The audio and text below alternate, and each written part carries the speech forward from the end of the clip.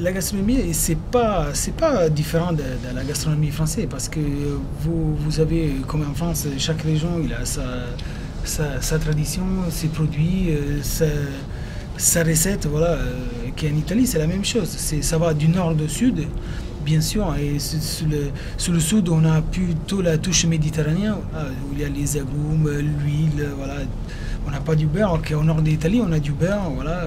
Le risotto dalla Veneto, voilà, donc on utilise aussi la crème. Au sud de l'Italie, non, vous avez juste l'huile parce que voilà, on a des très très bons oliviers, donc c'est sa différence, voilà, pour des produits et après bien sûr pour des recettes. Et après il y a certaines recettes qu'on fait selon les régions de l'Italie où vous trouvez dans les autres. Il y a un peu de regard aussi vers la France. Vous avez par exemple en France, je dis.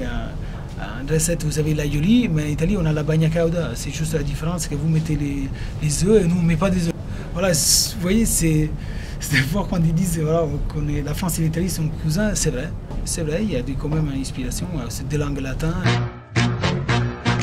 Oui, exactement, juste un tout petit peu de visiter. Après, on prend des fois, il y a des liens qui sont assez sympas. On prend des choses des recettes du sud de l'Italie, des sauces du nord de l'Italie. On les met ensemble. Pourquoi pas pour une fois dans la vie, parce que vous savez, nord et sud, souvent, on ne se peut pas voir. Pour une fois dans l'assiette, ils sont tous là. Nord et le sud de l'Italie. Donc, on essaye. C'est bien, j'aime bien parce que ça fait partie aussi.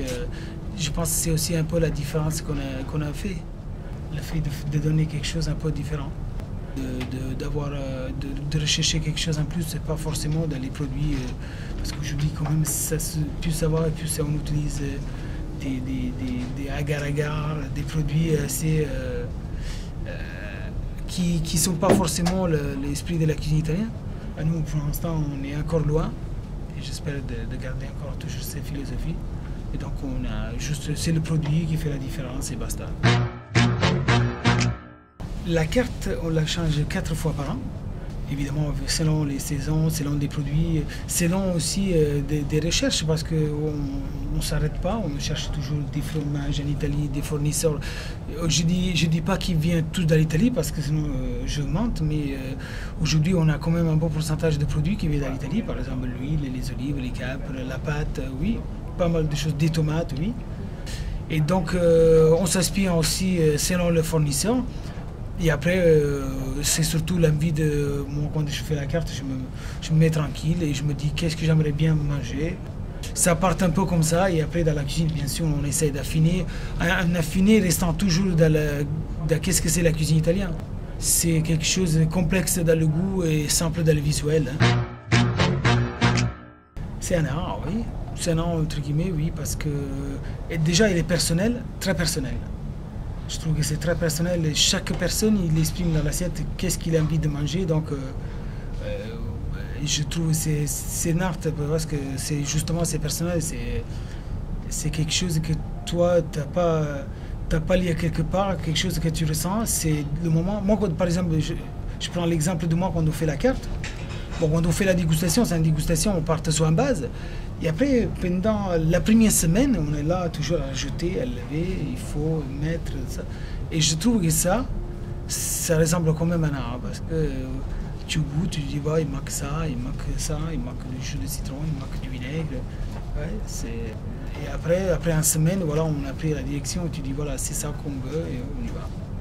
Et c'est un art que ça marche bien quand tes garçons, ils ont compris ta direction. Quand tes garçons, ils comprennent qu'est-ce que tu as envie de faire. Là, après, ça roule tout seul. L'étoile, c'est la majeure reconnaissance pour la cuisine. C'est des années de travail, des heures passées dans la cuisine, des bons et des mauvais moments, parce que ouais, c'est pas tout à fait rose la cuisine. Ouais, je pense que vous me confirmez. Et voilà, donc au point d'arriver à l'étoile, c'est vrai que c'est un moment tellement bizarre parce que tu as envie de crier, voilà, parce que tu es arrivé. Et moi, l'impression que j'ai eue quand ils me sont confirmé l'étoile, c'était d'avoir dans ma tête juste des flashs des années au Raimoso, où on a passé des bons, et des mauvais, et des très très mauvais aussi, il faut le dire. Et donc, ouais, ça paye un peu le travail fait, la persévérance qu'on a eue, de quoi dans quelque chose, de quoi dans la maison, de quoi dans les personnes avec lesquelles vous travaillez tous les jours. Ça fait un peu petite famille, hein, parce que vous travaillez tous les jours, midi et soir. Donc forcément, ça va au-delà du travail. Voilà. Ben, je pense que c'est quelque chose qui, déjà, on fait par passion. Ça, c'est certain. Il faut de la persévérance.